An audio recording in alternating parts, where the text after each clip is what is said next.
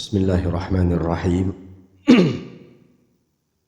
Assalamualaikum warahmatullahi wabarakatuh.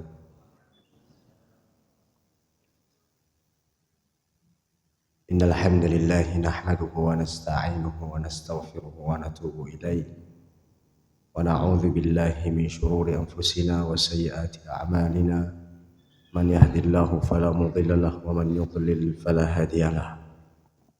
أشهد أن لا إله إلا الله وحده لا شريك له وأشهد أن محمدا عبده ورسوله لا نبي ولا رسول بعده صلوات الله عليه وسلامه وعلى آله وأصحابه ومن تبعهم بإحسان إلى يوم الدين أما بعد قال الله تعالى يا أيها الذين آمنوا اتقوا الله حق تقاته ولا تموتن إلا وأنتم مسلمون اللهم إنا نسألك خير ما في هذه الليلة وخير ما بعدها ونعوذ بك من شر ما في هذه الليلة وشر ما بعدها بسم الله الذي لا يضر مع اسمه شيء في الأرض ولا في السماء وهو السميع العليم.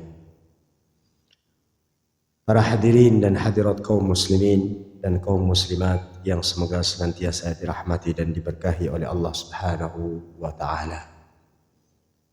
Kembali kita ucapkan puji syukur kepada Allah. Pada malam hari ini Allah masih memberikan kita kenikmatan, kesempatan untuk beribadah, kesempatan untuk beramal saleh, memperbanyak berbekal untuk di akhirat kelak. Semoga Allah Subhanahu wa taala senantiasa membimbing kita di jalan yang lurus, di jalan yang benar, jalannya para nabi, para siddiq, para syuhada, para orang-orang saleh, sehingga kita benar-benar akan mendapatkan pahala di sisi Allah dan mendapatkan khitamatul misk atau khatimatul misk, mati dalam keadaan husnul khatimah dan kelak berhak mendapatkan surganya Allah Subhanahu wa taala. Salawat dan salam tidak lupa kita kirimkan kepada Nabi kita, junjungan kita, Nabi besar Muhammad sallallahu alaihi wasallam, seraya mengucapkan Allahumma salli ala Muhammad wa ala alihi wa ashabihi wa ahlihi wa azwajihi wa man tabi'ahum bi ihsanin ila yaumiddin.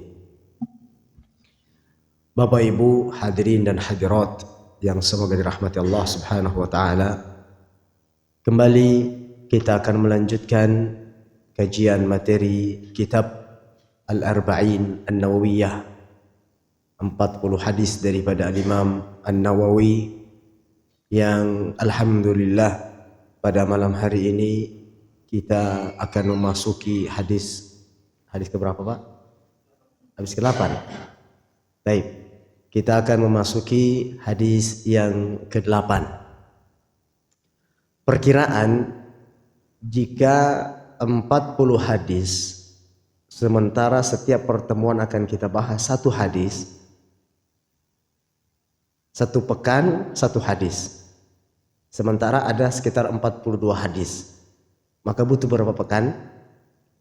Butuh 42 pekan. Sekitar berapa bulan itu Pak?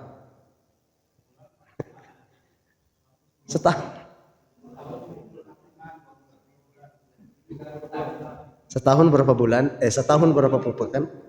Berapa? 52 minggu. Hampir setahun ya. Subhanallah. Belum lagi liburnya ya. Masya Allah. Kemarin kita libur karena sesuatu dan hal. Kita libur pekan sebelumnya. Semoga Allah panjangkan umur kita. Dan semoga Allah Subhanahu wa ta'ala senantiasa memberikan kita hidayah. Berikan kita kesehatan. Dan berikan kita kekuatan untuk senantiasa menuntut ilmu dan beramal saleh. Amin. Allahumma amin. Baik, Bapak Ibu yang dirahmati Allah Subhanahu wa taala, kita akan memasuki hadis yang ke-8, yaitu hadis dari Ibni Umar radhiyallahu anhuma anna Rasulullah sallallahu alaihi wasallam qala umirtu an uqatila an-nasa hatta yashhadu an la ilaha illallah wa anna Muhammadar Rasulullah wa yuqimus salata wa yu'tuz zakata fa idza fa'alu dzalika faqad 'asamu minni فإذا فعلوا ذلك عصموا مني دماءهم وأموالهم إلا بحق الإسلام وحسابهم على الله تعالى. Rawahul Bukhari wa Muslim. Hadis yang datang dari salah seorang sahabat mulia yang bernama Abdullah ibnu Umar radhiyallahu taala anhuma. Kedua-duanya anak dan bapak sahabat mulia. Abdullah sahabat, Umar bin Khattab juga sahabat, bahkan khalifah kedua Rasulullah sallallahu alaihi wasallam. Sehingga kita katakan radhiyallahu anhuma. Sesungguhnya Rasulullah sallallahu alaihi wasallam bersabda, "Umirtu an uqatilan nasa." Saya diperintahkan untuk memerangi manusia. Hatta yashhadu, sampai mereka bersaksi alla ilaha illallah, bahwasanya tidak ada ilah yang berhak disembah kecuali Allah, wa anna Muhammadar Rasulullah, dan sampai mereka juga bersaksi bahwasanya Muhammad adalah rasul, nabi dan utusan Allah, wa yuqimus salata, dan sampai mereka mendirikan atau menegakkan salat, wa yu'tuz zakata, dan sampai mereka mengeluarkan zakat. Fa idza fa'alu dzalik, dan apabila mereka telah mengerjakan semua itu, asamu minni dima'ahum wa amwalahum, maka mereka terhalang, ya, maka mereka terjaga darahnya dan hartanya. Artinya tidak jadi diperangi. Illa bihaqqil Islam, kecuali pada haknya Islam. Mereka tidak diperangi, tidak dibunuh, dan tidak dirampas harta mereka, kecuali dalam hak Islam. Nanti kita akan jelaskan satu persatu atau kalimat per kalimat dari hadis ini. Illa bihaqqil Islam wa hisabuhum 'ala Allah Ta'ala. Dan hisabnya mereka, perhitungan mereka kembali semuanya kepada Allah Subhanahu wa taala. Baik. Nah, hadis ini diriwayatkan oleh Al-Imam Al-Bukhari dan Imam Muslim. Nah, pertama, kalimat umirtu an uqatilan nas. Rasulullah berkata, saya diperintahkan untuk memerangi manusia. Ini menunjukkan bahwasanya Rasulullah sallallahu alaihi wasallam adalah seorang nabi, seorang rasul, ya, di mana ada kalimat umirtu, saya diperintahkan. Dan yang memerintahkan di sini jelas, siapa memerintahkan? Allah Subhanahu wa taala. An uqatilan nasa, uqatilan nasa, untuk memerangi manusia. Jadi uqatila di sini kalimatnya artinya memerangi, ya, bukan membunuh, ya, tapi memerangi. Karena tidak semua peperangan itu harus membunuh. Tidak semua peperangan itu berarti membunuh. Makanya di sini kalimatnya qatala yuqatilu, hampir sama, hurufnya 3. Qatala yaqtulu artinya membunuh, tapi kalau ada alifnya qatala yuqatilu, ada alifnya qatala, itu artinya memerangi, memusuhi.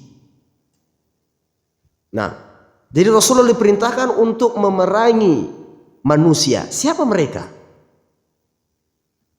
Ya, hatta yashhadu alla ilaha illallah, sampai mereka bersaksi bahwasanya tidak ada ilah yang disembah kecuali Allah.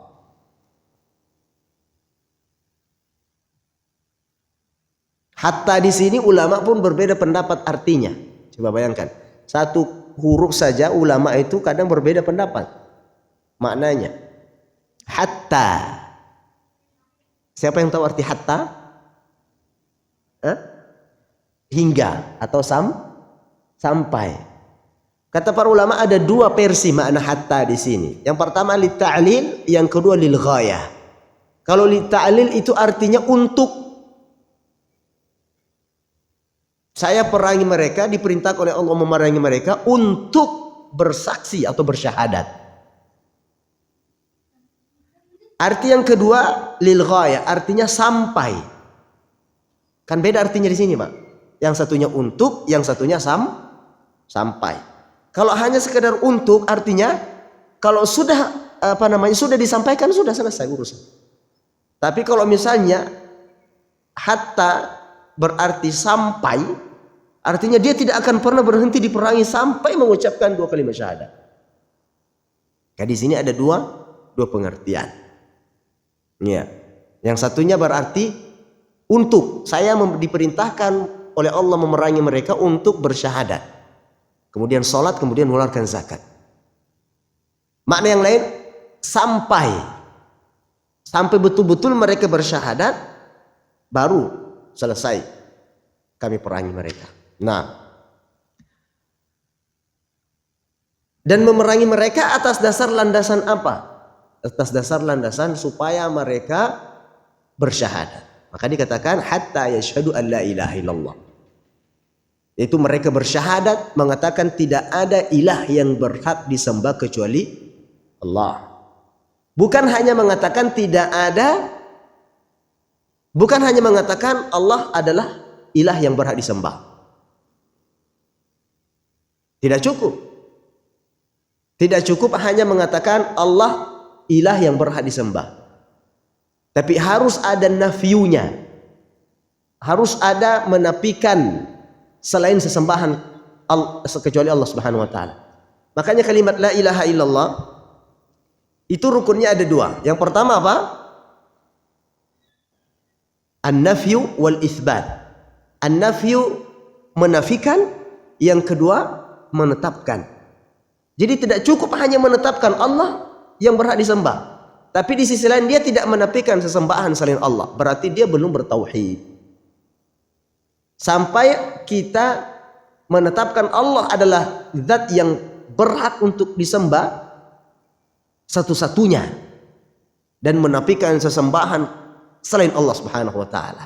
Itu makna la ilaha illallah. Dan kita, saudara-saudara kita kaum muslimin pada saat sekarang ini, subhanallah, masih banyak belum faham makna la ilaha illallah. Mengucapkan iya, ya, mengucapkan iya, tapi belum faham esensi daripada la ilaha illallah. Di antara esensi la ilaha illallah adalah adanya rukun di dalamnya, yaitu menetapkan dan menafikan. Tidak cukup hanya menetapkan, tapi harus menafikan. Apa yang harus dinafikan? Yaitu apa arti menafikan?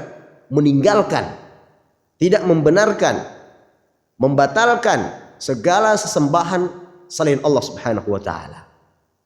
Nah, kaum muslimin sekarang banyak mereka beribadah kepada Allah, tapi di sisi lain dia juga mempersembahkan ibadah-ibadahnya kepada selain Allah Subhanahu wa taala.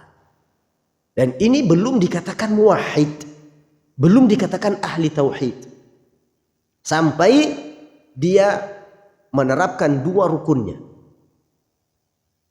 menafikan dan menetapkan. Menetapkan bahwasanya Allah zat satu-satunya yang disembah, menafikan bahwasanya tidak ada ilah yang berhak disembah kecuali Allah Subhanahu wa taala. Kemudian wa anna Muhammadar Rasulullah. Kalimat wa anna Muhammadan Rasulullah yang artinya bahwasanya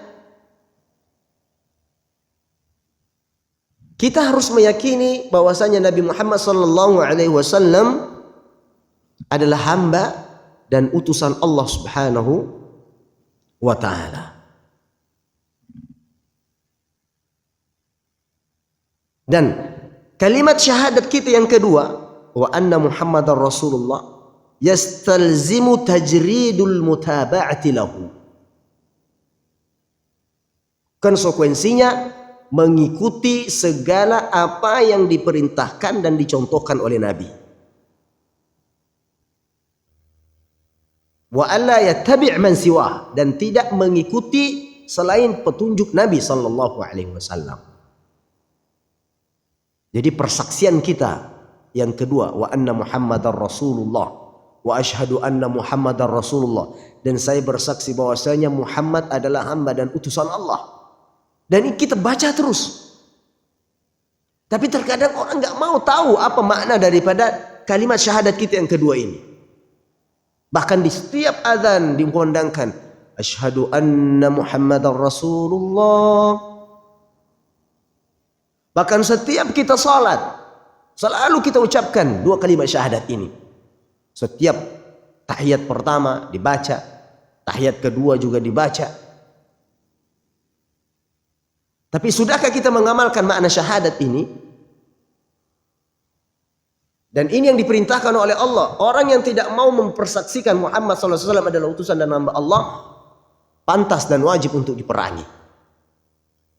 Wajib untuk diperangi. Dan persaksian kita kepada Rasulullah mengikutinya, ya, apa yang diperintahkannya dan menjauhi segala apa yang dilarang oleh Allah dan Rasulullah sallallahu alaihi wasallam. Membenarkan apa yang datang dari Rasulullah dan menjauhi segala apa yang dilarang oleh Rasulullah sallallahu alaihi wasallam.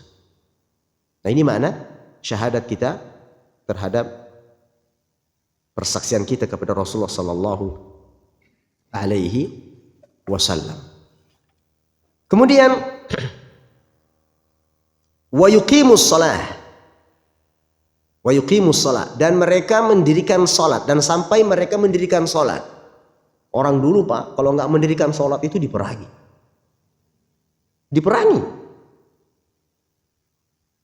Sekarang aja, karena kita hidup di negara yang tidak berlandaskan syariat Islam, Muslim tapi kok nggak mau sholat, itu dulu diperangi oleh Nabi Shallallahu Alaihi Wasallam. Bahkan suatu ketika pernah Rasulullah SAW mengatakan, saya menginginkan salah seorang di antara sahabat menggantikan saya sebagai imam. Ini ketika waktu sholat tiba. Rasulullah mau menunjuk salah seorang sahabat supaya menggantikannya sebagai imam. Sehingga Rasulullah SAW pun bersama beberapa sahabat yang lain pergi keluar bersama dengan kayu bakar. Bayangkan. Sehingga Rasulullah SAW akan melihat rumah-rumah mana ada orang-orang laki-laki yang tidak pergi sholat ke masjid. Maka saya akan bakar rumahnya, kata Rasulullah. Itu perintah. Orang yang tidak sholat itu sebenarnya pantas untuk diperangi. Ketika memang syariat kita betul-betul asas dasar Islam. Makanya di sana Pak, di Arab Saudi itu jangan main-main. Perkara sholat itu luar biasa. Nggak tahu sekarang. Waktu saya masih di sana ada yang namanya Hayatul Amri bil Ma'ruf wan Nahyi 'anil Munkar. Ada lembaga menegakkan amar ma'ruf dan mencegah kemungkaran. Itu lebih ditakuti daripada polisi. Lebih sangar Pak. Itu kalau sudah waktu sholat tiba, jangan coba-coba buka toko. Sudah azan, Allahu Akbar, Allahu Akbar. Close the door. Nggak boleh buka lagi tuh pintu kalau sudah azan. Ada yang coba-coba buka, masih bertransaksi setelah azan, konsekuensinya berat. Saya pernah melihat itu dulu di sana, di Syariq Salam namanya. Syariq penghubung di sebelah barat, bukan sebelah barat. Oh ya, di sebelah baratnya Masjid Nabawi ada namanya Syariq Salam, Jalan Salam. Jalan As-Salam yang biasa akses menuju ke kampus. Di mana mahasiswa itu pasti lewat ke situ. Pernah melihat toko itu diobrak-abrik sama petugas. Habis isinya, Pak. Ini kan sudah undang-undang. Sudah peraturan. Kenapa masih melanggar? Dia masih buka setelah azan dikumandangkan. Subhanallah. Diobrak-abrik isinya. Obrak-abrik, Pak. Bukan itu saja, didenda lagi dan dipenjarakan yang punya. Itu negara yang menerapkan hukum Islam. Tapi kalau Indonesia jangan coba-coba Pak. Kita malah justru langsung disegel kita.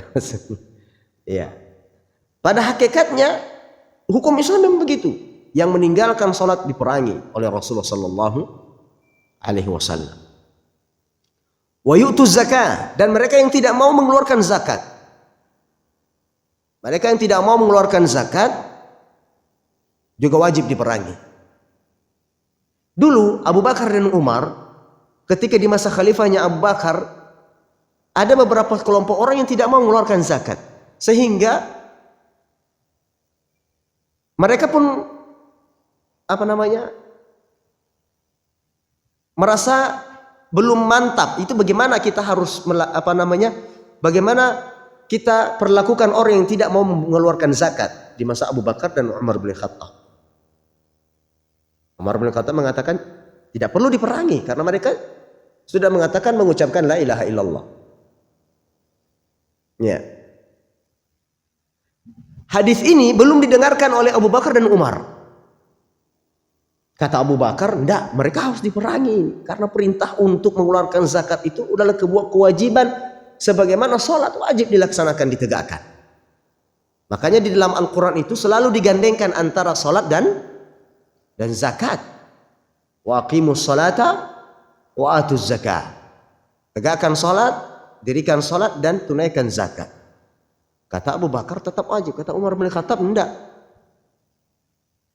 Tidak perlu diperangi selagi mereka sudah mengatakan kalimat la ilaha illallah. Mereka belum dengarkan hadis dari Abdullah bin Umar ini, yang cukup menegaskan bahwasanya Rasulullah SAW pernah diperintahkan untuk memerangi orang yang tidak mau bersyahadat dan tidak mau melaksanakan sholat dan tidak mau mengeluarkan zakat. Ini menunjukkan beberapa sahabat kadang ada hadis yang tidak sampai pada sahabat tersebut. Nah, kemudian untuk zakat, yang tidak mau mengeluarkan zakat juga boleh diperangi sampai dia mau mengeluarkan zakat, karena ini adalah haknya, karena ini adalah sebuah kewajibannya. Ya. Makanya di zamannya Abu Bakar itu ada kelompok namanya mani'uz zakah, orang yang tidak mau mengeluarkan zakat. Dan itu diperangi oleh Abu Bakar As-Siddiq radhiyallahu taala anhu.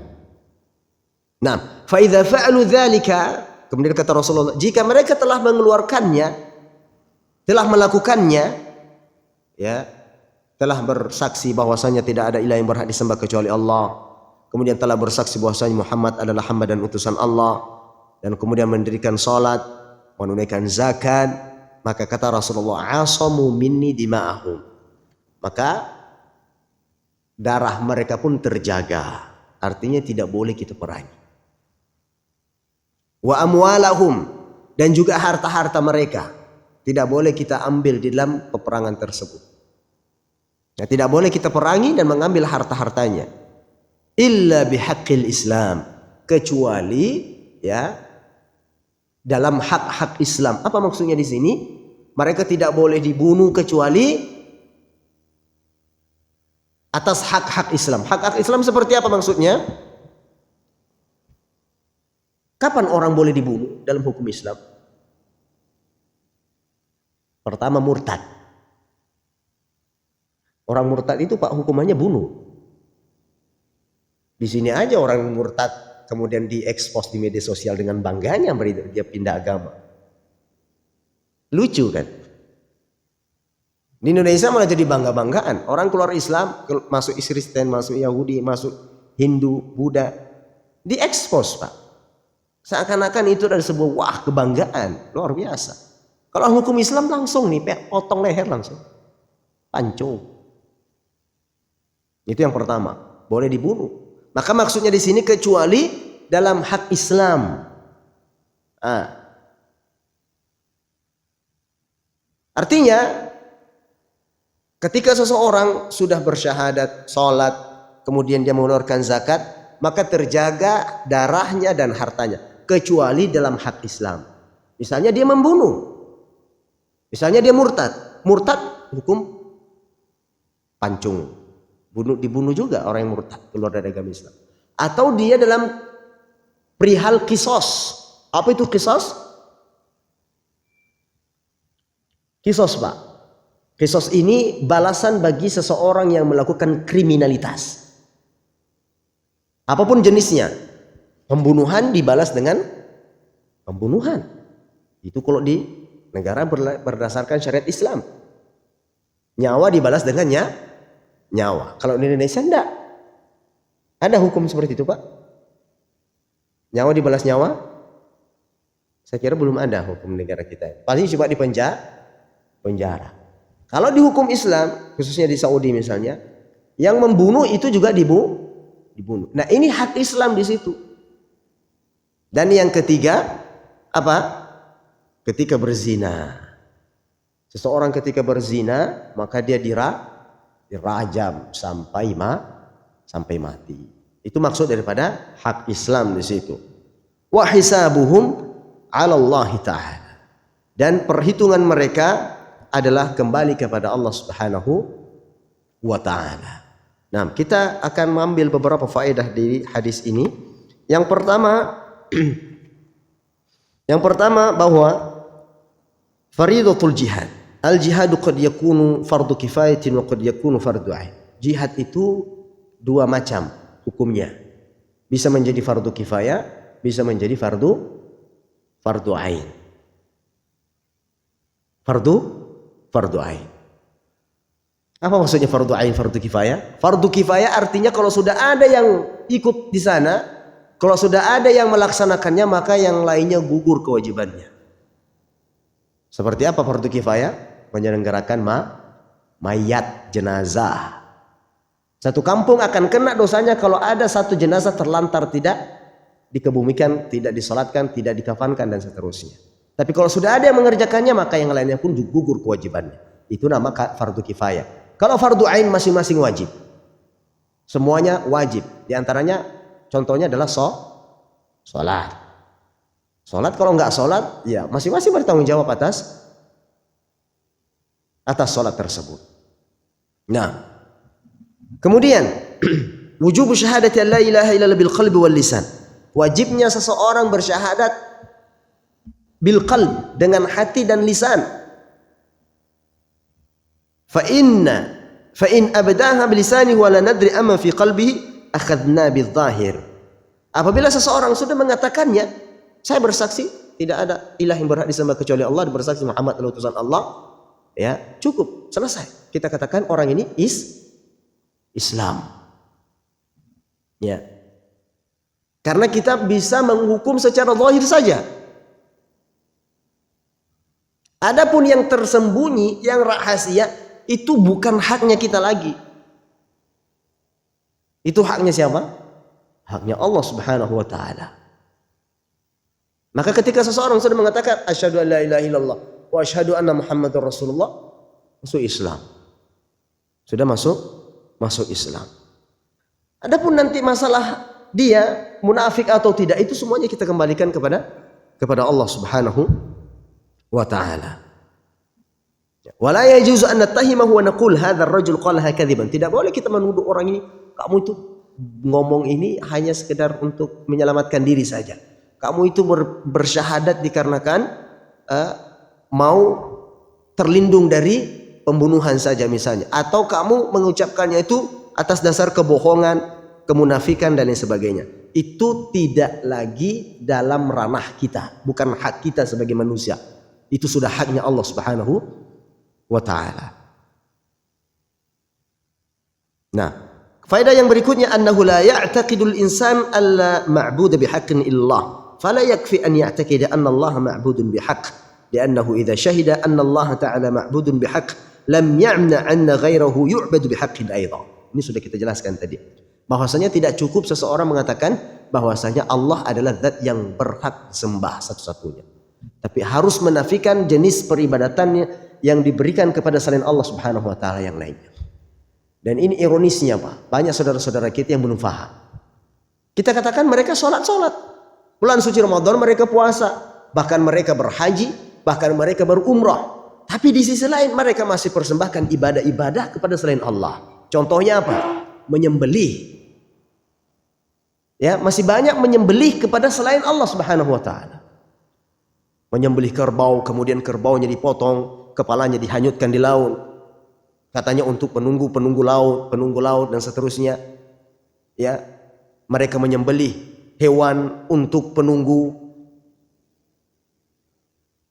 apa misalnya? Penunggu pohon lah, ya penunggu parit lah, ya penunggu apapun itu. Penunggu jembatan lah. Bahasanya apa ya? Tumbal. Tumbal katanya. Ya. Ini masih banyak orang seperti itu. Ketika kita tanya, Anda muslim? Subhanallah. Salat. Tapi di sisi lain mereka masih mempersembahkan ibadah-ibadah mereka kepada selain Allah Subhanahu wa taala. Dan yang paling banyak tergelincir biasanya dalam perkara ini. Sesembelihan. Kemudian apa? Sesajenan. Kemudian apa? Dan lain sebagainya. Banyak. Ya, banyak sekali. Maka kita katakan dia belum bertauhid dengan tauhid yang benar. Karena tauhid yang benar itu dia harus menetapkan bahwasanya Allah adalah Rabb yang disembah satu-satunya, dan dia juga harus menafikan, menjauhi, meninggalkan sesembahan selain Allah Subhanahu wa taala. Kemudian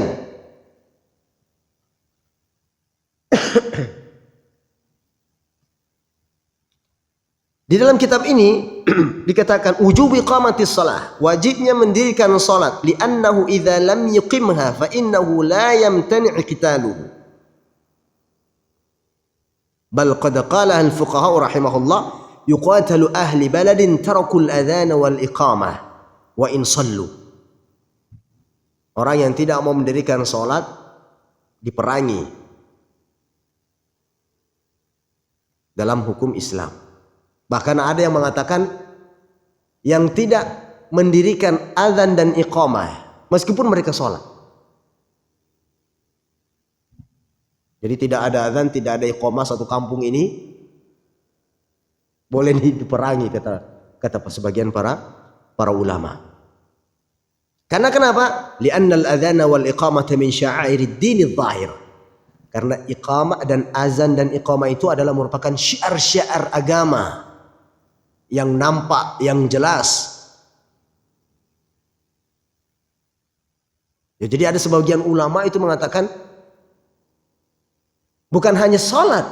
Ketika mereka tinggalkan sholat boleh diperangi, tapi sekedar azan dan iqamah saja tidak ditegakkan, didirikan dalam satu kampung itu boleh diperangi kata para ulama ini ya, sebagian. Apa dalilnya? Mereka berdalil bahwasanya Rasulullah SAW ketika berperang, ketika mau memerangi sesuatu kaum atau suatu kampung, amsaka hatta yatlu'al fajar. Rasulullah itu tidak berperang sampai tiba hari atau sampai tiba waktu sholat fajar.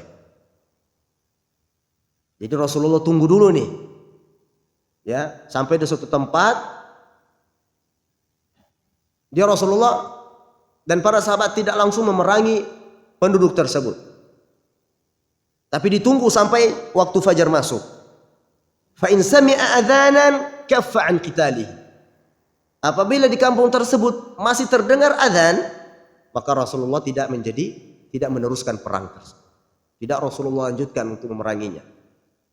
Wa illa qatalahum. Apabila tidak terdengar azan sama sekali di kampung itu di waktu fajar, di waktu subuh, maka Rasulullah pun melanjutkan peperangan untuk memerangi kampung tersebut.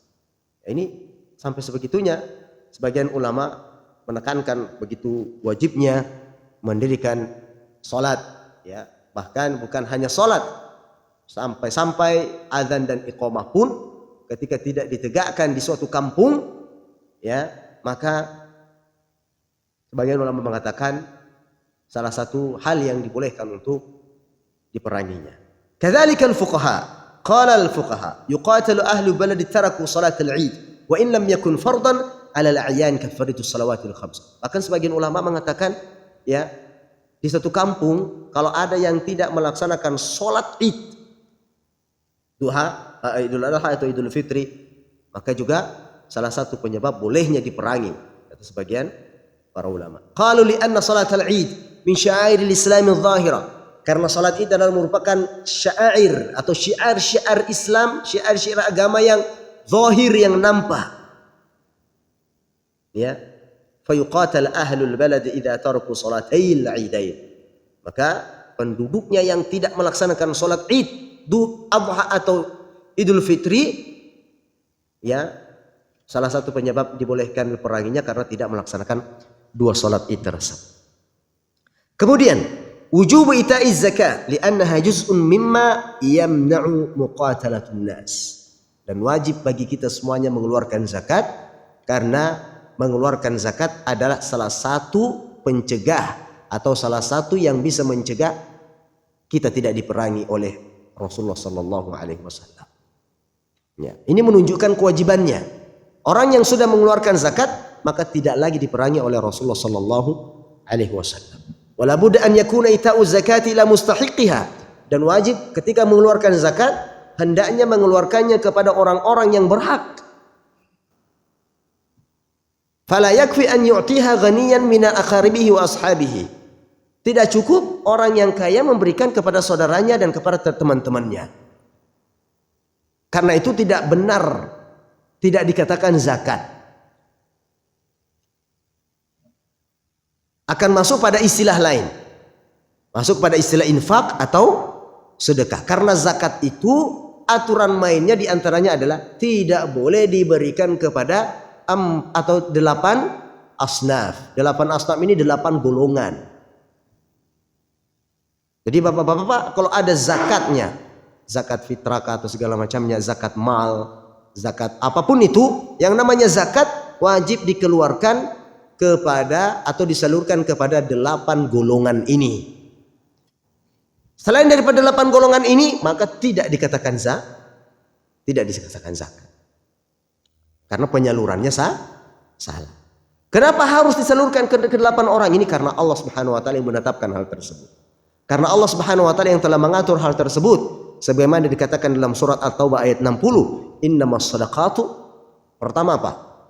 Lil fuqara wal masakin wal 'amilina 'alaiha wal mu'allafati qulubuhum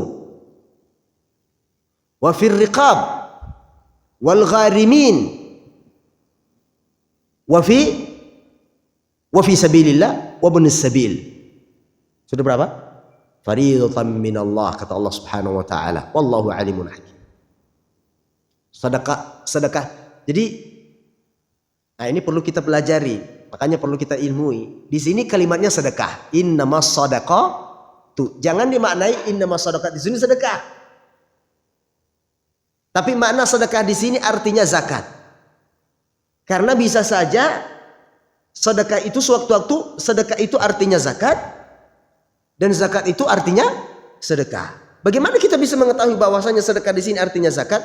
Dari penafsiran para ulama. Makanya jangan menafsirkan sendiri. Al-Quran tidak boleh kita tafsirkan sendiri. Tidak boleh kita tafsirkan dari pemikiran kita sendiri. Kalau bahasa kasarnya nggak boleh menafsirkan dari kantong sendiri, Pak. Harus ada rujukannya. Ini tafsirannya. Siapa yang mengatakan hal tersebut? Imam siapa daripada ahli-ahli tafsir sebelum kita? Siapa? Dan banyak ahli-ahli tafsir. Ada Ibnu Katsir, Imam Qurtubi, dan lain seterusnya. Jadi sedekah di sini artinya zakat. Ya, zakat itu dikeluarkan ke 8. Siapa? Fuqara, fakir, miskin. Ya, kalau kita kan biasanya digabung fakir miskin. Padahal beda Pak istilahnya itu. Fakirnya beda, miskin juga beda. Kemudian kepada siapa? Amil zakat. Kemudian mu'allafati qulubuhum, orang yang baru masuk Islam. Kemudian fir riqab, orang budak yang dimerdekakan. Wal gharimin, orang yang terlilit hutang. Kemudian yang ke-6, yang ke-7 siapa? Fi sabilillah, orang yang berada di jalan Allah Subhanahu wa taala. Yang ke-8, wa ibnis sabil, orang yang sedang terpotong perbekalannya ketika dalam perjalanan. Ini mereka wajib atau orang-orang yang berhak menerima zakat. Nah,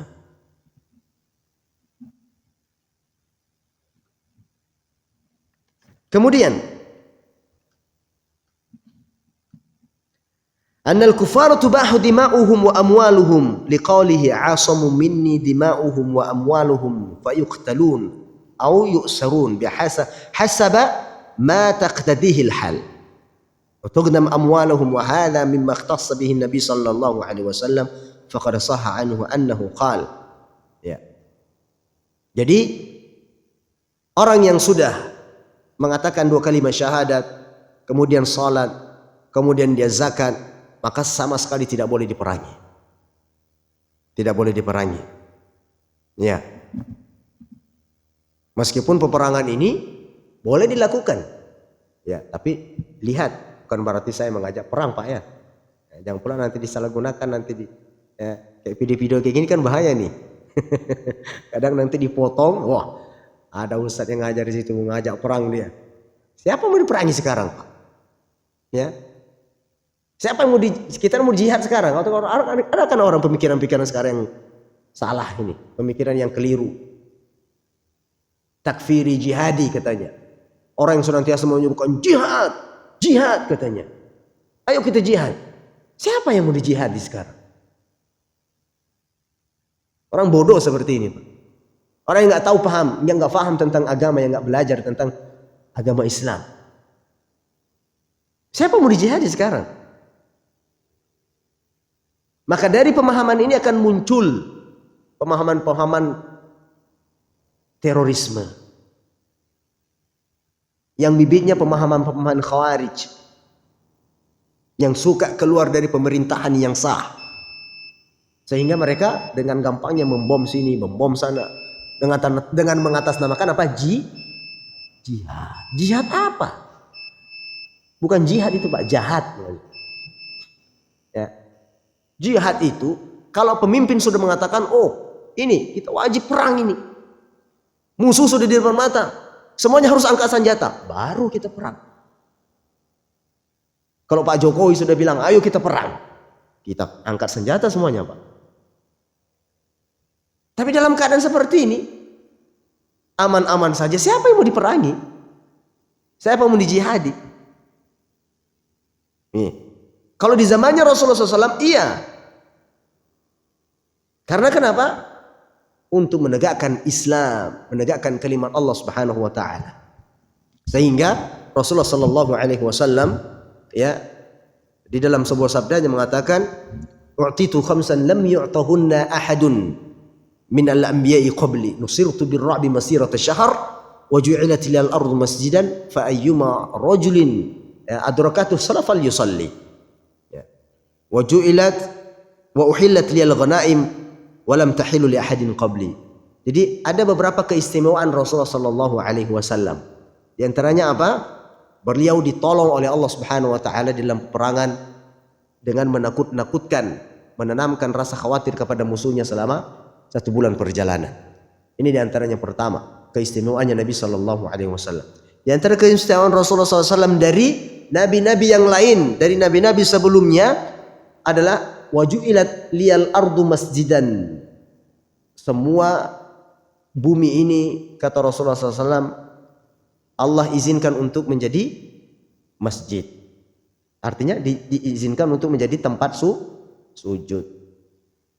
Ya makanya kalau misalnya sholat misalnya di tanah itu dimanapun itu boleh, silakan. Apalagi kalau misalnya nggak ketemu masjid di hutan atau di mana, nggak ada masjid sama sekali. Boleh nggak kita sholat di atas tanah itu? Boleh. Halal, sah, kata Rasulullah Sallallahu Alaihi Wasallam. Ya, maka kata Rasulullah, siapapun yang sampai waktu sholat kepadanya, maka hendaknya dia sholat. Ya, makanya hendaknya dia sholat. Nah sekarang, masya Allah, alhamdulillah, ya, masjid di mana-mana.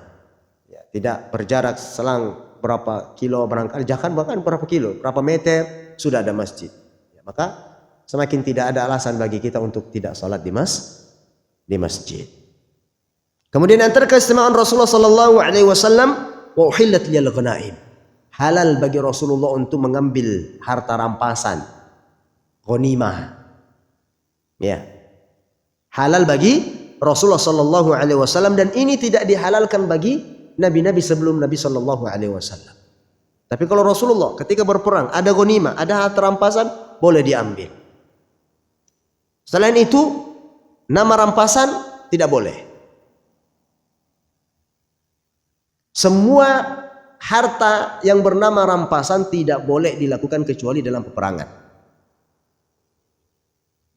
Artinya merampas harta orang itu tidak boleh. Apapun bentuknya yang namanya rampasan itu tidak boleh. Karena itu adalah sebuah kezaliman. Kecuali ketika kapan? Ketika dalam peperangan, ketika semua musuh sudah mundur, mereka sudah pulang semuanya, bahkan mungkin terbunuh, tersisalah harta-harta rampasan itu, maka boleh diambil. Dan itu kekhususan Nabi Shallallahu Alaihi Wasallam yang tidak diberikan kepada nabi-nabi sebelumnya. Wa hisabuhum 'ala Allah Ta'ala, dan hisab mereka ada pada Allah Subhanahu wa Ta'ala. Baik. Kemudian di antara faedah hadis ini penulis berkata rahimahullahu taala, annahu qad yustabahu ad-dam wal mal bihaqqi al-Islam wa in lam yakun min hadhihi al-madhkurat fil hadis. Ya, bahwasanya halal darah seseorang dan hartanya ya di dalam hak Islam meskipun tidak termasuk di dalam hadis ini, seperti yang kita sampaikan tadi, bahwasanya seseorang di dalam hukum Islam boleh dibunuh jika dia murtad, ya keluar dari agama Islam, atau kemudian membunuh, ya maka hukumannya juga dibunuh, atau mungkin karena berzina maka dia pun boleh dibunuh karena melakukan perzinahan tersebut. Wa qad nuqisha Abu Bakar As-Siddiq radhiyallahu taala anhu fi qital mani' az-zakat fa ajaba bi anna az-zakat haqqul mal wan Nabi sallallahu alaihi wasallam illa bihaqqil Islam. Dan Abu Bakar As-Siddiq radhiyallahu taala anhu memerangi orang yang tidak mau mengeluarkan zakat. Ya, memerangi orang yang tidak mau mengeluarkan zakat. Dan beliau berkata bi anna az-zakata haqqul mal. Ya, wan Nabi sallallahu alaihi wasallam qala illa bihaqqil Islam. Ya. Karena Islam mewajibkan kita mengeluarkan zakat, maka orang yang tidak mau melaksanakan kewajibannya di dalam Islam maka patut untuk diperangi, kata Abu Bakar As-Siddiq radhiyallahu taala anhu. Wa qala radhiyallahu anhu, wallahi law mana'uni inaqan aw qala iqalan kanu yu'addunahu ila Nabi sallallahu alaihi wasallam laqataltuhum ala dhalik. Seandainya mereka menghalangiku, atau seandainya mereka tidak mau mengeluarkan zakat sebagaimana mereka mengeluarkan zakat di masa Nabi sallallahu alaihi wasallam, ya, namun ternyata di masaku, di masa menjabatnya Abu Bakar sebagai khalifah, dan banyak yang tidak mengeluarkan zakat, maka kata beliau, ya, sungguh mereka akan aku perangi, kata radhiyallahu taala anhu. Wa asbabu ibahatil qatl fil Islam laisa hadha mawdi'un basṭiha walakin ma'lumatun bitatabbu'. Nah, kemudian antaranya anna hisab al-khalqi 'ala Allah 'azza wa jalla wa annahu laisa 'ala ar-rasul illa al-balagh. Bahwasanya Rasulullah sallallahu alaihi wasallam ya hanya bertugas untuk menyampaikan. Adapun penentuannya semuanya berada di tangan Allah Subhanahu wa taala. Adapun hisabnya semuanya berada di tangan Allah Subhanahu wa taala. Wa kadzalika laisa 'ala man waratha ar-rasul illa al-balagh. Termasuk juga yang mewarisi Nabi sallallahu alaihi wasallam. Siapa yang mewarisi Nabi? Pewaris para nabi adalah al-ulama. Para ulama tidak berkewajiban kecuali hanya menyampaikan. Adapun hisab dan penentuannya, ketentuannya semuanya di tangan Allah Subhanahu wa taala. Rasul, nabi itu diutus untuk menyampaikan, untuk menuntun, memperlihatkan mana yang baik dan mana yang tidak baik, mana yang hak, mana yang batil. Selain daripada itu semuanya ketentuan di tangan Allah Subhanahu wa taala. Maka kata beliau, "Fala tahzan ayyuhad da'i ila Allah idza lam tuqbal da'watuka." Maka wahai dai, wahai penyeru kebenaran, wahai dai kepada Allah Subhanahu wa taala, jangan bersedih apabila dakwahmu tidak diterima. Fa idza addaita ma yajibu 'alaika faqad bari'ta dhimma wal hisabu 'ala Allah Ta'ala. Apabila engkau telah menyampaikan, telah berdakwah yang wajib engkau dakwahkan, maka telah jatuh kewajibanmu, telah gugur kewajibanmu. Ya. Wal hisabu 'ala Allah. Adapun perhitungannya semuanya di tangan Allah Subhanahu wa taala. Jadi kewajiban kita semuanya adalah menyampaikan saja. Diterima atau tidaknya itu sudah bukan urusan kita lagi. Diterima walillahil hamd, tidak diterima juga bukan menjadi urusan kita. Yang penting kita sudah sampaikan, mengajak kepada Allah Subhanahu wa taala, meskipun terkadang banyak onak duri dan banyak sekali rintangan dan tantangan yang akan dihadapi oleh setiap yang menyeru kepada kebenaran, menyampaikan ya dakwah kepada Allah Subhanahu wa taala. Sebagaimana Allah berfirman kepada nabinya, kata beliau, lasta alaihim bimusaitir. Wahai Muhammad, engkau tidak bisa menguasainya. Engkau tidak bisa menguasai manusia. Engkau tidak bisa menguasai sama sekali yang engkau dakwahi. Ya, karena semuanya itu berada di tangan Allah Subhanahu wa taala. Fa yu'adzibuhu Allahu al-'adzab al-akbar. Bagi siapa yang berpaling dan kufur terhadap dakwahmu, maka Allah Subhanahu wa taala yang akan mengazabnya. Inna ilaina iyabahum, sesungguhnya kepada kamilah mereka tempat kembali. Thumma inna alaina hisab. Thumma inna alaina hisab. Dan kemudian kepada kamilah pula nanti hisab dan perhitungan mereka.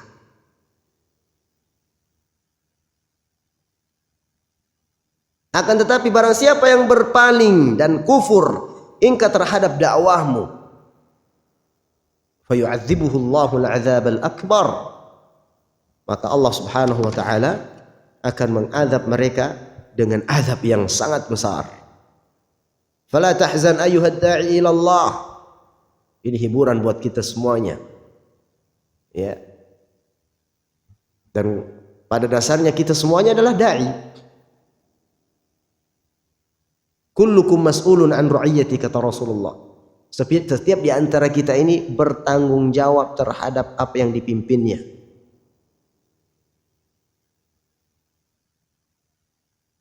Dan setiap di antara kita, setiap kepala ini pemimpin, kata Rasulullah SAW. Kullukum ra'in wa kullukum mas'ulun an ru'iyyatihi. Setiap di antara kalian adalah pemimpin dan setiap pemimpin akan ditanya terhadap apa kepemimpinannya. Laki-laki pemimpin minimal di dalam keluarganya, istri dan anaknya. Ya. Apalagi pemimpin-pemimpin yang lebih besar cakupannya, maka tentunya tanggung jawabnya juga akan menjadi lebih besar di hadapan Allah Subhanahu wa taala. Maka setiap pemimpin harus menyeru kepada kebaikan, mengajak keluarga, saudara untuk taat kepada Allah, mengingat Allah, kembali kepada Allah.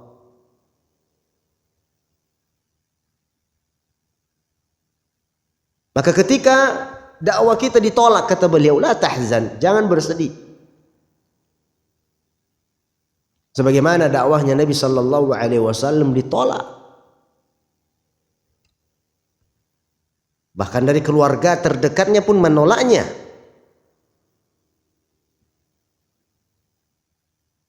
Rasulullah sallallahu alaihi wasallam dalam tahapan berdakwahnya ada dua, sirriyah, jahriyah. Secara tersembunyi, dia dakwah dulu kerabat-kerabatnya yang paling dekat, ya, teman-temannya yang terdekat, baru nanti jahriyah secara terang-terangan. Dan ternyata bagaimana ketika kita membaca sejarah dakwahnya Rasulullah sallallahu alaihi wasallam, pasti semuanya menunjukkan ya bagaimana sabarnya Rasulullah sallallahu alaihi wasallam ketika berdakwah kemudian dilecehkan, dihina, bahkan diusir dari kampungnya sendiri. Rasulullah diusir dari tempat lahirnya sendiri karena akan mendakwahkan kalimat tauhid la ilaha illallah.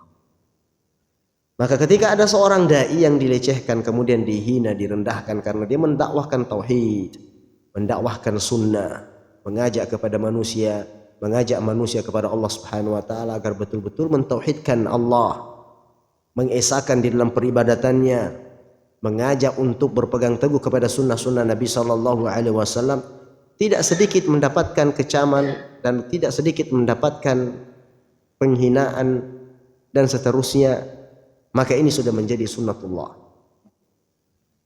Maka kata beliau, idza lam yaqbal li awwal marrah li'annaka addaita ma yajibu 'alaik. Ya. Meskipun terkadang tidak diterima dakwahmu. Ya. Meskipun terkadang ada orang-orang yang tidak senang terhadap dakwahmu, kata beliau. Yang penting Anda telah menyampaikan yang menjadi wajib bagi Anda. Setelah menyampaikan, selesai. Berikutnya, serahkan kembali kepada Allah Subhanahu wa taala. Yang penting kewajibannya adalah menyampaikan.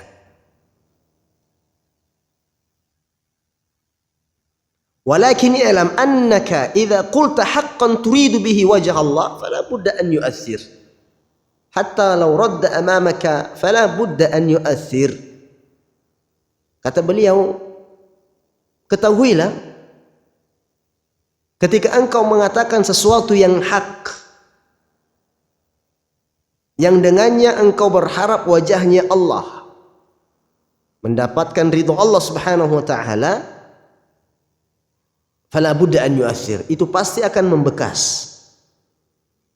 Meskipun orang-orang yang engkau ajak, engkau dakwahi, di hadapanmu betul-betul menentang. Meskipun orang-orang yang telah engkau dakwahi ini membenci dan menentangmu di hadapanmu, kata beliau, pasti akan membekas.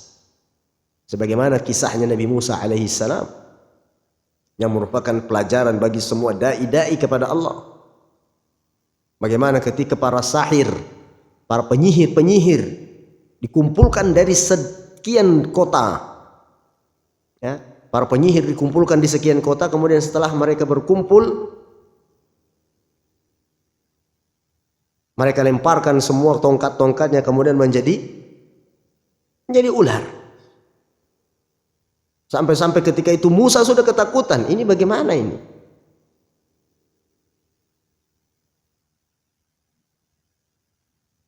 Fa'ujasa bi nafsihi khifah.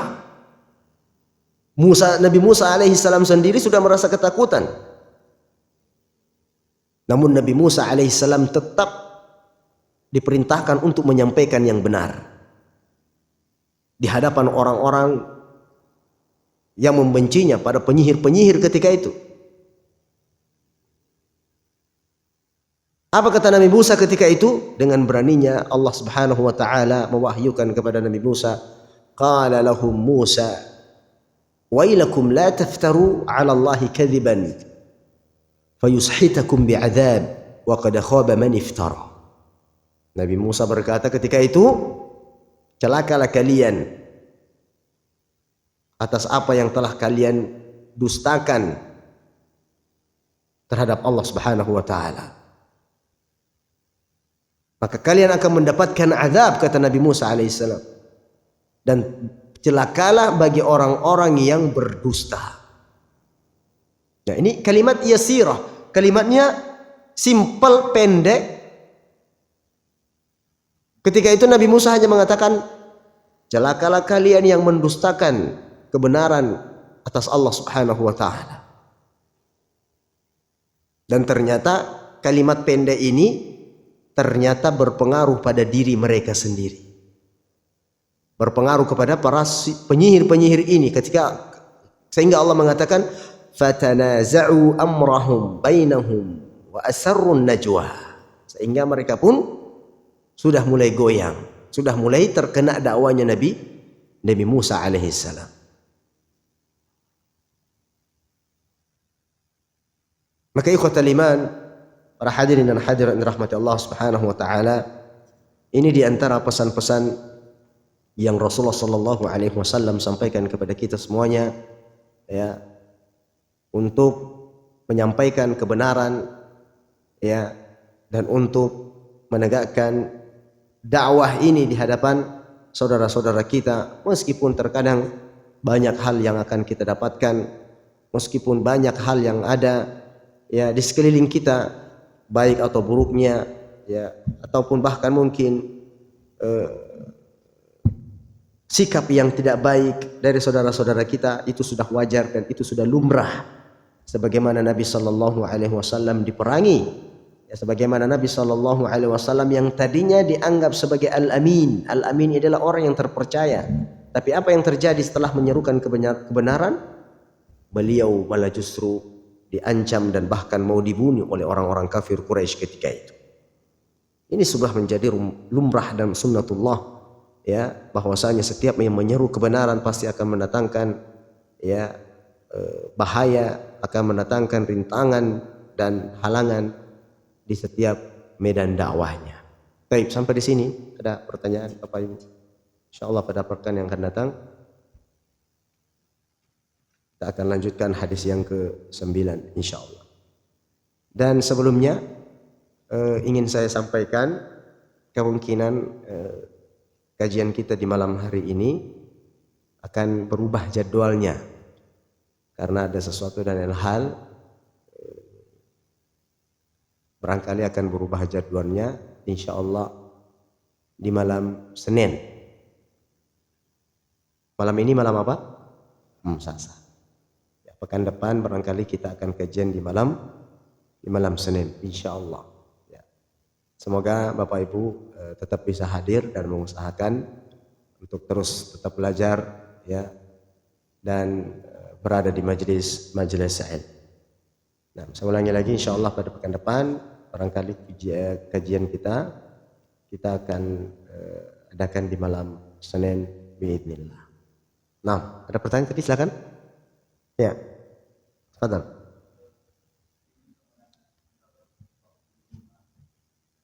Waktu duha.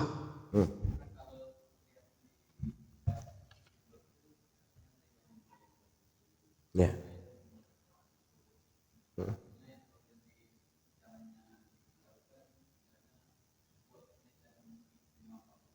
Ya.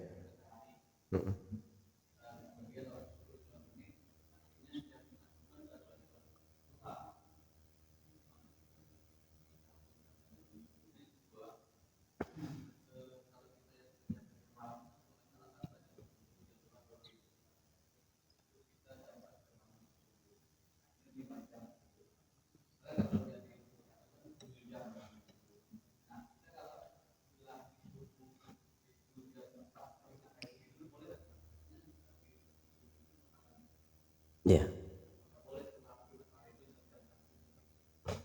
Baik. Ya, cukup. Ya, pertanyaannya waktu duha itu kapan saja? Dari mana sampai kapan? Nah, Bapak Ibu, waktu duha setelah terbitnya matahari, ya, sekitar 15 menit itu sudah masuk waktu duha. Sampai kapan? Sampai menjelang matahari itu berada di atas kepala kita. Sekitar 10 menit, 15 menit sebelum matahari berada di atas kepala kita itu sudah habis waktu duha. Itu semuanya waktu duha. Tapi ada waktu afdholiyahnya. Waktu yang utamanya. Waktu utamanya kapan? Yang pertama, waktu utamanya sholat duha adalah hina tarmudul ard atau hina tarmudul syams. Ketika matahari sudah mulai hangat, panas. Itu waktu afdolnya sholat duha. Terus kok sholat setelah syuruk itu apa namanya? Itu sebenarnya sholat syuruk sama sholat di awal waktu duha sama artinya. Sholat isyrok itu hanya ada istilah, kenapa isyrok dikatakan sholat syuruk? Syuruk itu artinya terbitnya matahari. Setelah terbitnya matahari. Karena ada hadis yang mengatakan siapa yang sholat di masjid, sholat subuh di masjid berjamaah, Kemudian dia duduk sampai terbitnya matahari. Dan kemudian setelah itu dia salat 2 rakaat, maka dia akan mendapatkan pahala haji. Sempurna. Kenapa dikatakan salat isyraq? Karena dilakukan setelah terbitnya matahari. Isyraq itu artinya terbit matahari, syuruk. Kalau maghrib terbenamnya matahari. Makanya waktu maghrib dikatakan waktu maghrib karena waktu terbenamnya matahari. Nah, setelah terbitnya matahari tidak boleh langsung sholat. Terbit matahari sekitar jam 6 pas, maka nggak boleh sholat di waktu jam 6 itu. Harus dimundurkan sedikit, sekitar 15 menit, supaya tidak masuk di dalam hadis Nabi SAW sholat di waktu yang terlarang. Apa saja waktu sholat terlarang? Bukan hanya setelah subuh, bukan hanya setelah sholat asar. Di antara waktu yang terlarang itu ketika matahari terbit. Itu tidak boleh sholat. Dan ketika matahari pas di atas kepala, itu tidak juga boleh sholat. Maka adanya dalil ini, orang yang mau melaksanakan sholat 2 rakaat ketika menjaga dirinya tetap berada di masjid dari sholat subuh, tidak boleh langsung melaksanakan sholat syuruk saat terbitnya matahari, tapi menunggu sampai 10-15 menit. Meskipun kata para ulama ini adalah sholat duha di awal waktu. Karena waktu duha itu apa artinya duha? Pagi. Waktu duha itu adalah waktu pagi. Nah, kapan menjadi afdol sholat duha? Ketika matahari mulai panas. Atau istilah lainnya dulu dikatakan ketika hewan-hewan itu sudah mulai gelisah, kepanasan. Sekitar jam berapa itu? Jam 9, jam 10. Itu afdolnya. Makanya sholat duha juga dikatakan sebagai sholat al-awwabin. Apa artinya sholat al-awwabin? Sholat yang senantiasa kembali kepada Allah. Sholat yang senantiasa kembali kepada Allah. Itu disebut sebagai sholat al-awwabin, sholat duha.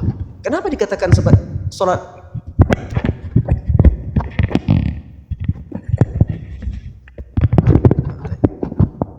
Kenapa duha dikatakan sholat al-awwabin? Sholat yang senantiasa kembali kepada Allah. Karena biasanya di waktu-waktu ini orang sudah lupa sama Allah. Kenapa? Waktu sibuk. Waktu kerja. Tapi orang yang tetap bisa melaksanakan di sela-sela kesibukannya, biasanya kan sibuk-sibuknya itu jam 9, jam 10, ya kan ya? Masih sehat-sehatnya kita bekerja, masih kuat-kuatnya kita bekerja. Tapi ternyata orang ini masih sempat dia sholat, masih sempat kembali kepada Allah, masih sempat mengingat kepada Allah, maka disitulah dikatakan sholat al-awwabin. Sholatnya orang-orang yang senantiasa kembali kepada Allah Subhanahu wa ta'ala. Jam 5.42 terbit matahari.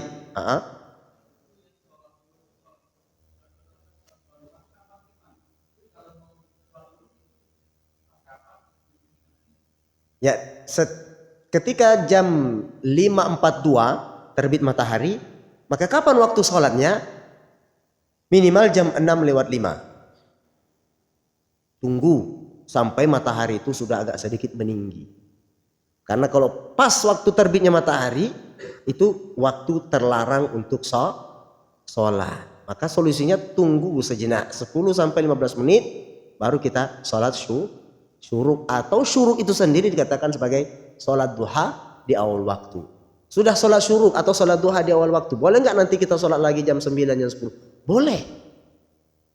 Masih ada waktu, Ustaz. Saya jam 9, jam 11 masih bisa sholat. Sholat lagi boleh nggak? Boleh. Karena waktunya masih ada, masih masuk. Nah, jadi seperti itu. Yang kedua, pertanyaannya tadi, tidak boleh tidur habis subuh. Apapun alasannya tidak boleh tidur habis subuh.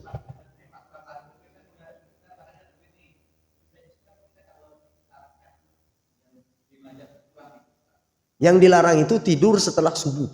Adapun tidur pagi boleh.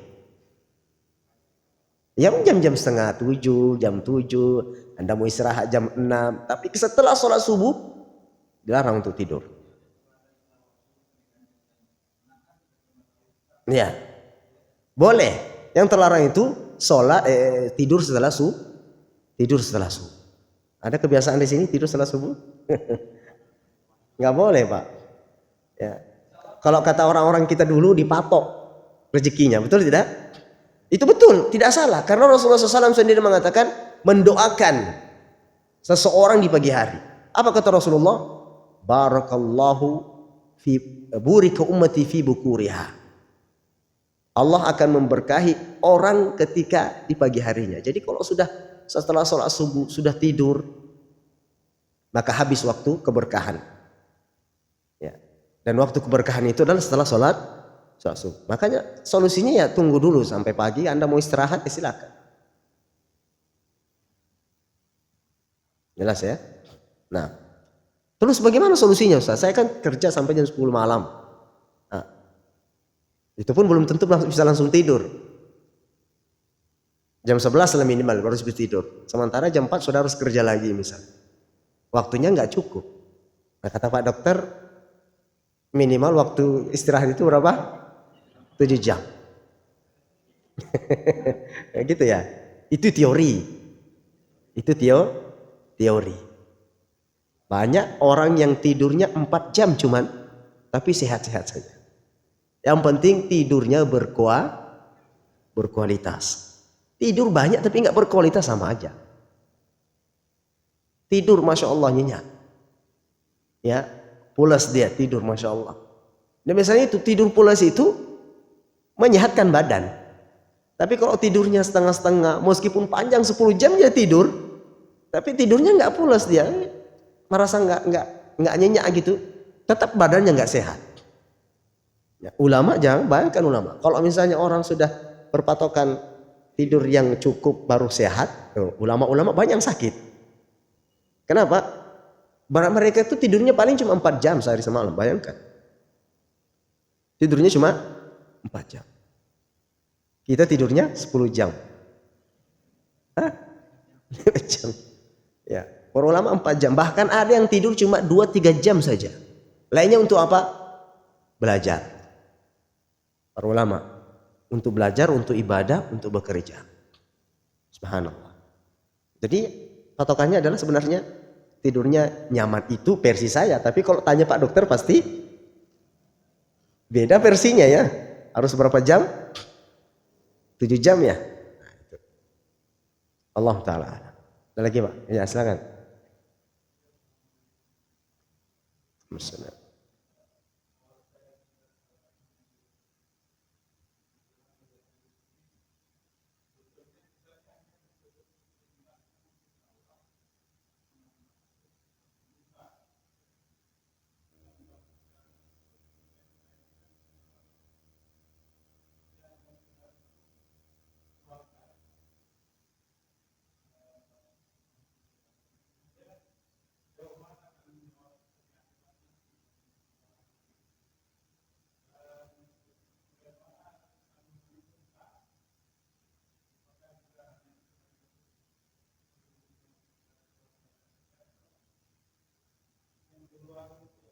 Ya. Ya. Hadis ini di antara faedahnya itu tadi, mendakwahkan agama Islam, mendakwahkan nilai-nilai agama Islam, salat, zakat, ya, beriman kepada Allah, kepada Rasulnya, taat kepada Allah dan Rasulnya. Ya. Kemudian amar ma'ruf nahi mungkar itu semuanya menjadi kewajiban setiap muslim. Menjadi kewajiban setiap muslim. Ya. Tinggal ruang lingkupnya saja mungkin yang berbeda. Ya. Setiap diri seseorang wajib menegakkan amar ma'ruf nahi mungkar minimal pada dirinya sendiri. Itu minimal sekali. Pada dirinya sendiri. Baru nanti ketika dia berkeluarga, istrinya, ketika sudah punya anak, anaknya, cucunya. Nah, jadi seperti itu. Makanya sering saya katakan, semua kita di antara kita tidak wajib untuk menjadi ustadz seperti saya di sini. Meskipun itu berat Pak. untuk duduk di sini bukan mudah ini. Tanggung jawabnya besar, wallahi besar. Ya, justru malah ustaz-ustaz ini yang terancam jadi pertama bahan bakar api neraka ketika tidak ikhlas karena Allah Subhanahu wa taala. Ya. Kemudian tapi kita dituntut semuanya untuk menegakkan nahi mungkar, amar ma'ruf pada diri kita, pada ruang lingkup kita semampunya. Karena Rasulullah sendiri berkata, "Man ra'a minkum munkaran falyughayyirhu biyadihi, fa illam yastati' fa bilisanihi wa illam yastati' fa biqalbihi wa dzalika adhaful iman." Siapa yang melihat kemungkaran, dan kemungkaran ini tidak dibatasi, kapan aja kita melihat, mau di rumah, mau di pasar, mau di mana, wajib kita mengingkari. Ya, mengingkarinya dengan apa? Dengan tangan ketika mampu. Artinya dengan kekuasaan. Makanya seorang bapak itu sebenarnya gampang menegakkan amar ma'ruf terhadap keluarganya karena dia adalah seorang penguasa. Bapak ini seorang penguasa, kepala rumah tangga, rajanya di situ. Nah, siapa yang nggak mampu dengan tangannya, kekuasaannya dan kekuatannya, fabilisanihi, maka cukup dengan lisannya. Sampaikan. Seperti dai, khutbah, para ustaz-ustaz. Ya, kita pun juga wajib ketika melihat mungkaran dan mampu kita cegah dengan lisan, kita cegah dengan lisan. Mas, tolong jangan di sini misalnya. Ya, jangan mabuk-mabukan di sini, nggak bagus. Tidak boleh mabuk-mabukan misalnya, atau mencegahnya dengan apapun kemungkaran tersebut. Ketika bisa mengingkarinya dengan lisan, maka itu merupakan kewajiban. Kalau tidak bisa dengan lisan, fabi qalbihi, kata Rasulullah, maka dengan hatinya, minimal mengingkari perbuatan tersebut. Meskipun terkadang kita nggak mampu, Pak, kita nggak punya kekuatan. Kita ini siapa, kan biasa gitu. Siapa kamu mau melarang-larang saya? Sama gitu. Nah, kalau tidak mampu dengan tangan, tidak mampu dengan lisannya, maka cukup dengan hatinya. Dan kata Rasulullah, dzalika adhaful iman, dan itulah selemah-lemahnya iman. Dan kita juga harus lihat kondisi, ya, jangan sampai setiap kemungkaran kita langsung ingkari tanpa ada ilmu di situ. Harus berilmu dulu. Dan kedua, harus melihat situasi dan kondisi. Kira-kira ketika saya mengingkarinya ini mendapatkan manfaat atau enggak, ada maslahatnya atau enggak. Jangan-jangan malah justru saya mau menegakkan amar ma'ruf nahi mungkar, malah justru kerusakan yang lebih banyak diakibatkannya. Dan banyak orang-orang seperti itu. Dalihnya amar ma'ruf nahi mungkar, tapi ternyata malah justru mudarat yang lebih besar ditimbulkan daripada maslahat. Makanya minimal kita nih bernahi mungkar, beramar ma'ruf di keluarga. Ya. Istri, anak-anak kita perintahkan untuk sholat, untuk berhijab. Itu minimal kewajiban. Kalau tidak beramar ma'ruf, nahi mungkar di dalam keluarga ditanya oleh Allah Subhanahu wa taala kelak. Maka bagaimana dengan para pemimpin-pemimpin yang tidak menyeru kepada kebaikan? Bagaimana tanggung jawabnya? Setiap kepala itu mereka akan bertanggung jawab di hadapan Allah Subhanahu wa taala. Maka tidak heran ketika Rasulullah SAW menjamin keselamatan, naungan bagi orang yang siapa dia? Pemimpin adil, imamun adil, kata Rasulullah. 7 golongan yang akan dinaungi oleh Allah, pemimpin yang adil. Jadi antara bentuk keadilannya adalah menegakkan amar ma'ruf dan nahi mungkar. Tapi kalau justru pemimpin yang malah menyuruh kemungkaran, mencegah yang ma'ruf, ya, kita akan milih sendiri bagaimana nanti beratnya pertanggungjawabannya di hadapan Allah Subhanahu wa taala. Satu kepala dia bertanggung jawab. Bagaimana kalau yang dipimpinnya 1000? Bagaimana kalau yang dipimpinnya 1.000.000? Bagaimana kalau yang dipimpinnya 250 juta orang misalnya? Berat, bukan mudah jadi pemimpin itu. Makanya orang-orang terdahulu itu mereka menolak untuk menjadi pemimpin. Menolak untuk diberi amanah sebagai pemimpin karena berat sekali pertanggungjawabannya. Bahkan mereka menangis, bukan justru malah gembira ketika dikasih kepemimpinan. Tapi sekarang malah justru Orang rebut-rebutan untuk menjadi pemimpin. Karena apa? Orientasinya dunia. Tapi kalau orang orientasinya akhirat, tidak usahlah. Biar saya jadi orang biasa-biasa sajalah. Biar kau jadi pemimpin tapi ternyata nanti tidak mampu berbuat baik, bijak, adil dan lain sebagainya. Maka justru akan mencelakakannya di akhirat kelak. Waliyadzubillah. Ada lagi Pak, silakan yang Bapak yang belakangnya. Silakan Pak. Assalamualaikum. Ya.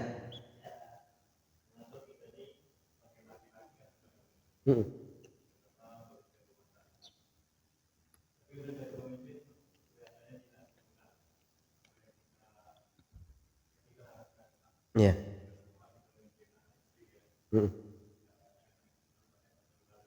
Ya. Ya.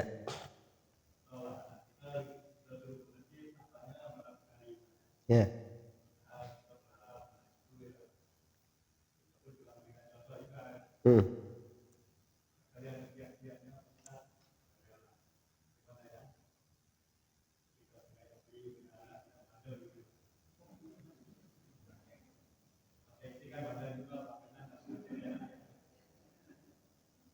Allahumma musta'an. Ya. Sudah Pak? Baik. Barakallahu fikum.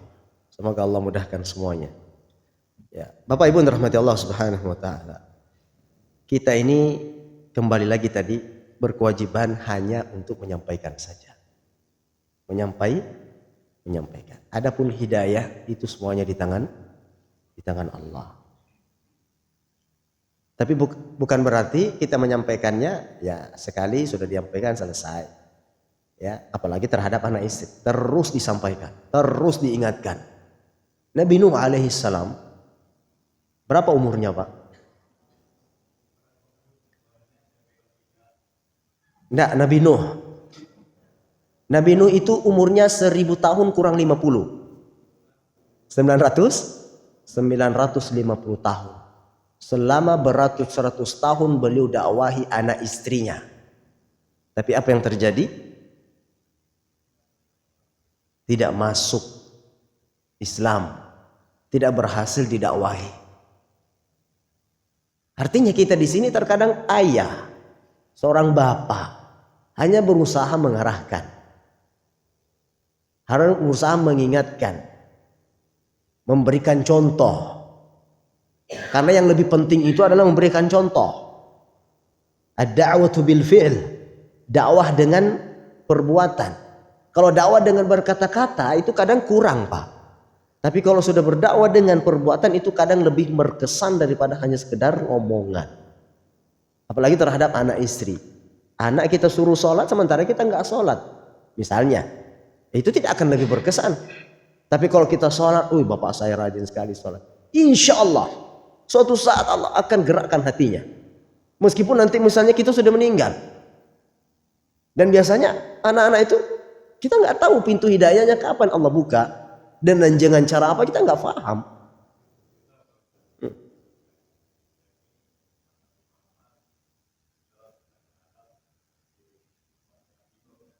Ya.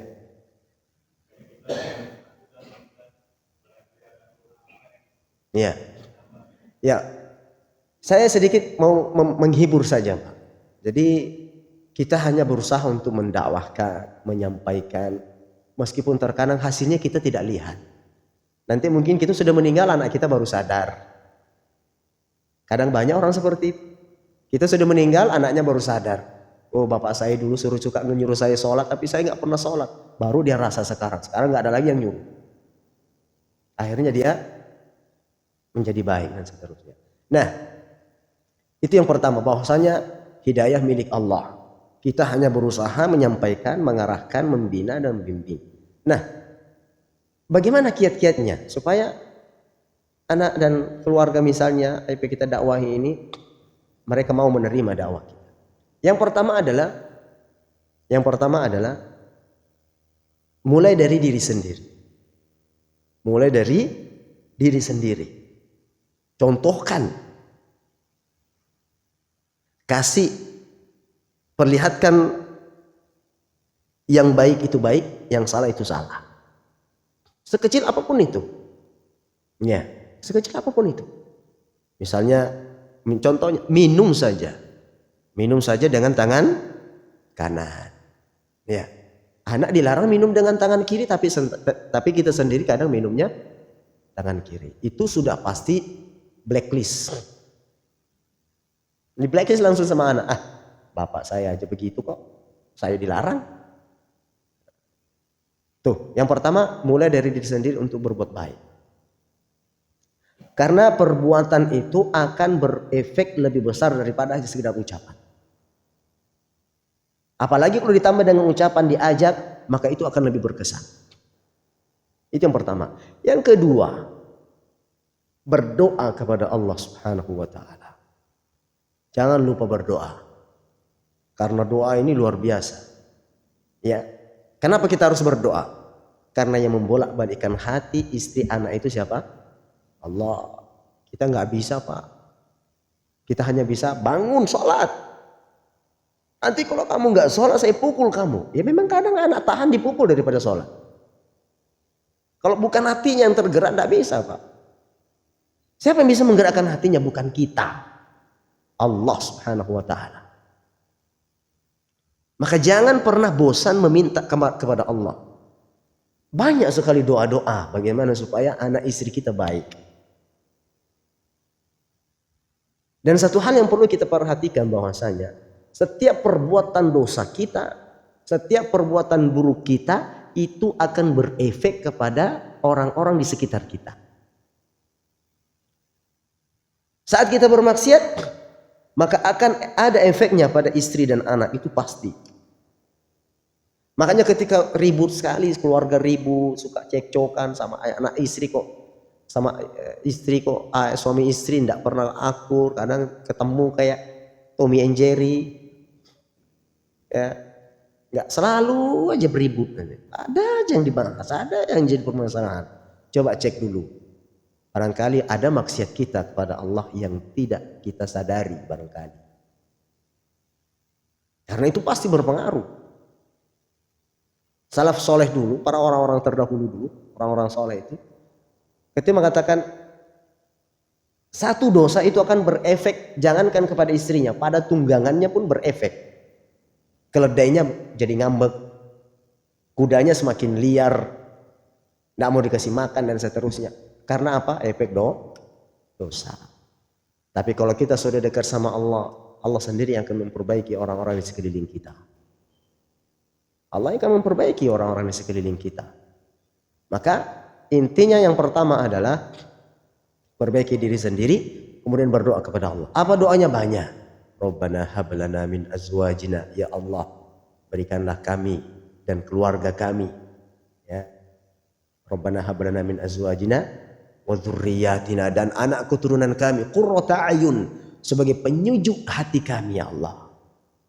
Dan tidak ada sesuatu yang paling bisa menyejukkan hati orang-orang yang beriman lebih daripada melihat anak istrinya taat kepada Allah.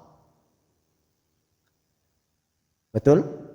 Orang yang beriman, tolak ukur kebahagiaannya, tolak ukur ketenangan jiwanya itu ketika melihat anak istrinya, cucunya taat kepada Allah. Itu orang beriman, orang yang taat kepada Allah. Tapi kalau orang yang mengejar dunia, tolak ukur kesuksesannya beda. Apa tolak ukur kesuksesannya? Apa? Pekerjaan, suami yang kaya raya. Maka kita berdoa, Rabbana hab lana, ya Allah, berikanlah kepada hamba, pada kami, ya, dalam pada istri kami, pada keturunan kami, qurrata a'yun, jadikan mereka sebagai penyejuk jiwa kami. Terus apa? Waj'alna lil muttaqina imama, dan jadikanlah kami pemimpin bagi orang-orang yang bertakwa. Banyak lagi doa-doanya, misalnya kalau anak sholatnya nggak mau jaga sholatnya, baca doa misalnya, Rabbana ja'alna muqimas shalah, ya Allah, jadikanlah kami orang yang senantiasa mendirikan sholat. Wa min dzurriyyatina, dan anak keturunan kami, jadikan mereka orang-orang yang senantiasa mendirikan sholat. Minimal ini, Pak. Minimal ini doanya. Doa supaya anak istri itu mau sholat. Karena tidak ada kebaikan dalam diri seseorang kalau udah nggak mau sholat. Keluarga itu akan hancur, kacau balau kalau tidak ada sholat. Kalau ada rumah, semegah apapun rumah, tidak ada sholat di dalamnya, hambar, gersang. Maka ini banyak doa-doanya. Rabbana hablana minas salihin. Ya Allah, jadikanlah kami orang-orang dan keturunan kami orang-orang yang soleh. Rabbana doanya Nabi Ibrahim apa? Wajnubni wa baniya an na'budal asnam. Ya Allah, jauhkanlah saya dan keturunan saya menyembah berhala-berhala selain Engkau. Artinya kita doakan supaya anak-anak kita ini baik akidahnya, lurus tauhidnya, bagus ibadahnya. Itu. Dan kemampuan kita lagi-lagi hanya meminta kepada Allah. Yang membolak-balikkan hatinya tetap Allah Subhanahu wa ta'ala. Banyak nabi anak istrinya malah justru kufur. Ya, contohnya Nabi Nuh alaihi salam, Nabi Ibrahim bapaknya tidak masuk Islam. Siapa lagi? Nabi Lut. Siapa lagi? Banyak. Nabi Saleh dan banyak lagi yang lainnya. Ya. Tapi apakah gugur kewajiban kita untuk terus mengingatkan? Tidak. Terus ingatkan dan terus ingatkan dan doakan. Ya, ada Masya Allah Pak. Saya kalau ada keluarga di kampung, satu keluarga, bapaknya setelah mengenal hidayah itu luar biasa, taatnya Masya Allah, luar biasa taatnya. Tapi ternyata di akhir-akhir hidupnya anak-anaknya belum taat. Tapi satu yang menjadi doa dia itu tadi, agar anak keturunannya nanti dapat hidayah dan kemudian menjadi orang-orang yang soleh. Dan terjadi setelah meninggal ayahnya, Masya Allah, berubah 180 derajat anak-anaknya. Yang tadinya masih mabuk-mabuk, yang tadinya masih ini dan itu. Setelah meninggal ayahnya, yang tadinya terus selama hidupnya ayahnya terus memarahinya, sholat kamu, sholat. Akhirnya setelah meninggal dia sendiri yang rindu dengan ucapan tersebut. Sekarang udah nggak ada lagi yang mengingatkan saya untuk sholat. Sebelum datang hari kematian, maka tidak ada alasan bagi saya untuk tidak melaksanakan sholat. Jadi seperti itu Pak. Tidak bosan-bosannya untuk mengingatkan anak istri kita agar sholat. Dan ini yang paling pantas untuk kita ingatkan. Sering saya katakan, terkadang kita ingatkan anak-anak kita gimana uang jajannya, apalagi anak-anak kita yang jauh kan ya. Yang kuliah barangkali di jauh sana, gimana uang jajannya, apa kabarnya, sehat, sudah makan siang, sudah ini belum, bagaimana hasilnya. Kita rubah konsepnya Pak. Ketika mau bertanya sama anak istri, pertama kali harus tanyakan apa? Sholat. Sudah sholat belum? Kalau kita kan sudah makan apa belum? Makan apa hari ini? Makan dendeng apa makan teri? Seharusnya yang ditanyakan apa? Sholat. Telepon istri, "Mah, sudah sholat apa belum? Ini jam berapa nih? Sudah sholat belum?" "Belum." "Ah, sholat cepat." "Oh, nanti. Telepon nanti kalau sudah sholat." Begitu Pak. Gitu seharusnya. Dan kalau sudah ini menjadi sebuah patokan, insya Allah sakinah, mawaddah, rahmah. Insya Allah. Allah Ta'ala. Tapi cukup sampai sini Pak. Karena waktu kita yang sudah larut. Barakallahu fikum. Ya, insya Allah pada pekan depan kita akan bertemu di malam Senin biidznillah. Jika ada yang benar datangnya dari Allah, yang salah datangnya dari saya pribadi dan kepada Allah, kita bersama-sama beristighfar dan sama-sama mampu minta ampun kepada Allah Subhanahu wa taala. Tutup dengan baca kafaratul majlis. Subhanakallahumma rabbana bihamdika asyhadu an la ilaha illa anta astaghfiruka wa atubu ilaik. Wa sallallahu wasallam ala nabiyyina Muhammad wa ala alihi washabbihi wasallam. Assalamualaikum warahmatullahi wabarakatuh.